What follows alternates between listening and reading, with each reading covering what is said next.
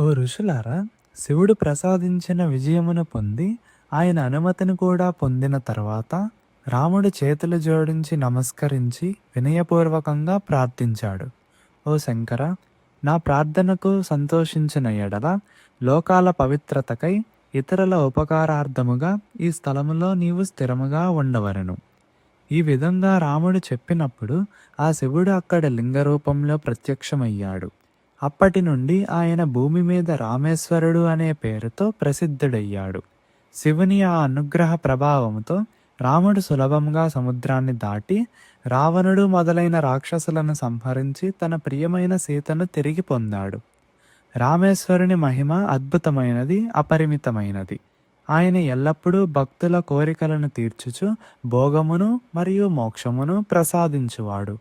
దివ్యమైన గంగాజలముతో భక్తిపూర్వకంగా రామేశ్వరుడైన శివుని అభిషేకము చేసేవాడు జీవన్ముక్తుడవుతాడు.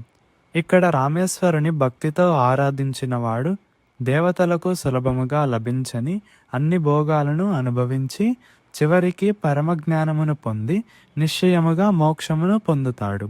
ఈ విధంగా మీకు శివుని రామేశ్వర జ్యోతిర్లింగం అనే దివ్యస్థల వివరణ చేయబడింది. ఈ కథ భక్తితో వినేవారి పాపాలను నశింపజేస్తుంది.